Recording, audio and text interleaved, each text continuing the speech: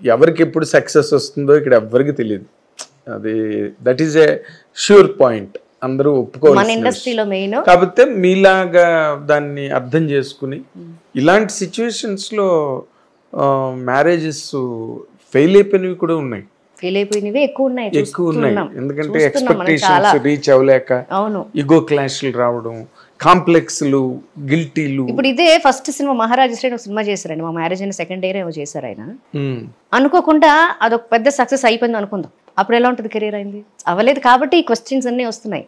అయితే ఈ క్వశ్చన్స్ ఏమి రావు. ఏం క్వశ్చన్స్ అండి మీ దగ్గర? కాదండి, మీరు అన్నిటినీ ఆన్సర్ అనే అసలు ఒక పెద్ద రగ్గు, పెద్ద బ్లాంకెట్ దాని మీద కప్పి అస్సలు ఒక్క మాట ఏగా వచ్చినా AK-47 పేల్చేటట్టున్నారు.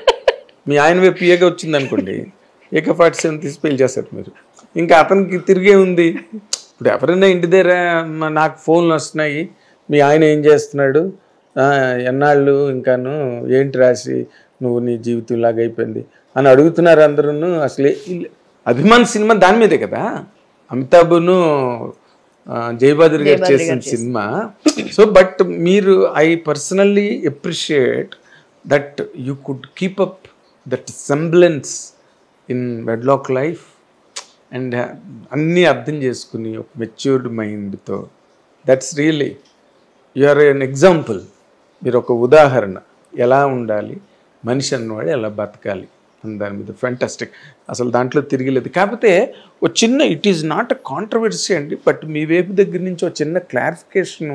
రాసి నీ ఓవర్ మెచ్యూర్డ్గా చూపించడం కోసం డ్రగ్స్ ఎక్సర్సైజ్ చేశారు మీ మీద. అది ఇప్పుడు కాదు, నేను హీరోయిన్ గా ఉన్నప్పటి నుంచి. అదే అండి, అది ఏంటండి వాట్ నేను ఇప్పుడు నేను మీకు బాగా క్లోజు, మీ బ్రదర్ క్లోజు, ఒక రకంగా మీ ఫాదర్ కూడా నాకు బాగా తెలుసు. బట్ ఐ నెవర్ అండర్స్టూడ్ అసలు ఏంటిది డ్రగ్స్ ఇవ్వడం ఏంటి. లేదు, అదే అంత అవసరం కూడా లేదు మా ఫ్యామిలీకి. ఫస్ట్ ఆఫ్ ఆల్ బికాజ్ అమ్మ ఇష్టం బయట పెట్టదు, స్ట్రిక్ట్నెస్ ఎక్కువ ఉంటుంది అమ్మ దగ్గర. నాన్న ఎక్స్ప్రెసివ్, నాకు ఏదైనా అయితే చచ్చిపోతారు ఆయన. సో అంత ప్రేమ నేనంటే.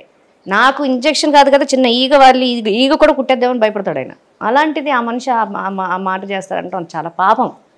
పాపం మాటలు మాట్లాడుకోవద్దు. ఏదో దగ్గరుండి చూసి ఆ డ్రగ్ ఏదో నువ్వే సప్లై చేసి నువ్వే ఇంజెక్షన్ చేస్తే నువ్వు మాట్లాడు, నీకు ఏ ప్రూఫ్ ఉందని ఏం తెలుసు అని మాట్లాడతారు.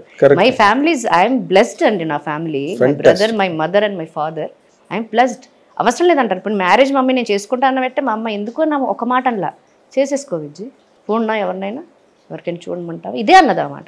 బికాజ్ ఆమెకి ఏంటంటే నేను ఇప్పుడు కూడా నేను వర్క్ చేయడం పెద్దగా ఇష్టపడను. అమ్మ ఎందుకమ్మా హ్యాపీగా ఇంట్లో, నాకు ఇప్పుడు ఇంట్లో ఉండే లైఫ్ నాకు చాలా ఇష్టం. ఇంట్లో నుంచి బయటికి వెళ్ళిన ఈ అపార్ట్మెంట్లో 120 ఫ్లాట్లు ఉన్నాయి.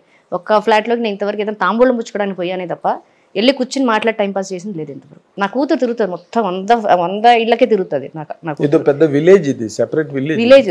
ఇక్కడ పక్కింటి ఆంటీ, ఇక్కడ ఈ లెఫ్ట్లో ఒక ఆంటీ ఉంటారు, వాళ్ళతో తప్ప ఇంటరాక్షన్. నాకు స్వప్న ఒక ఫ్రెండ్ ఉంటే తనకు షిఫ్ట్ అయిపోయింది తప్ప ఇంకెవరి పేర్లు, ఏ అపార్ట్మెంట్లో ఏ పిల్లలు, ఏ ఆంటీ ఉంటారు, ఏ అంకుల్ ఉంటారు, ఏ మేడం ఉంటారు అని కూడా నాకు తెలియదు.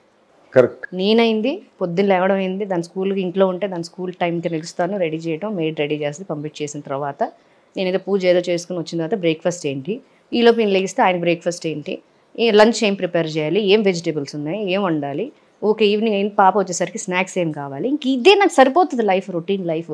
ఇంకా నేను బయటికి వెళ్ళి వాళ్ళతో స్పెండ్ చేసి వీళ్ళతో స్పెండ్ చేసి ఎగ్జిబిషన్ పెడితే ఎగ్జిబిషన్లో దూరి మీకు టైం లేదు కదా, ఇష్టం లేదు, ఓపిక ఉండదు దానికి. ఇది కూడా మా అమ్మ చీర, శారీ కూడా నేను కొనుక్కోను. మా అమ్మ మంచి మంచి డిజైనర్ శారీస్ కొంటుంది, ఒక్కసారి కడుతుంది, రెండోసారి మా ఇంటికి వచ్చేస్తుంది. నేను వెళ్ళి కొనుక్కొని, అమ్మ సెలెక్షన్ చాలా బాగుంటుంది. హీరోయిన్ ఉన్నప్పుడు మమ్మీ డ్రెస్సులన్నీ సెలెక్ట్ చేసేది ఒక ఆస్పెక్ట్స్, తర్వాత అన్నయ్య సెలెక్ట్ చేసేవారు. సో అలాగే నాకు కొన్ని విషయాలు నేను వదిలేసాను మా ఇంట్లోంచి. కిందే పార్లర్ ఉంటుంది, బ్యూటీ పార్లర్. ఫేషియల్ చేయించుకుని నాకు 3-4 years పైన అయింది నేను చేయించుకుని. అదే నేను అనుకుంటా, సేమ్ ఇదే నా ఫీలింగ్ కూడా. నాకెందుకు ఫేషియల్ బాగానే ఉంది కదా స్కిన్ చాలు. ఎవరో ఈ కొంతమంది ఉంటారు కదా, వాళ్ళకి ఫేషియల్ చేయించుకున్న ఉపయోగం లేదు అనుకోండి, బట్ కొంతమంది చేయించుకుంటారు. అది బ్లడ్ సర్క్యులేషన్ అది కూడా బాగుంటుందని చేయించుకుంటాను. I'm not against to them. కొన్ని విషయాలకి నాకు బద్ధకం. మా అమ్మ కాల్ చేసి నా హోటల్లో ఎగ్జిబిషన్ పెడుతున్నారమ్మా 3 days, చాలా బాగుంటాయి జ్యువెలరీస్, శారీస్, బాగుంటుంది, ప్లీజ్ మా పిలవద్దమ్మా అన్నాడు. ఇంతకీ బయటికి వెళ్ళే పనే ఉండదు, ఇంట్లోనే ఉంటా 3 రోజులు కూడా, కానీ వెళ్ళను. వెళ్ళను. ఫోన్ చేసినా రావద్దులే నువ్వు రావద్దులే అంటుంది. బద్ధకం కొన్ని విషయాల్లో.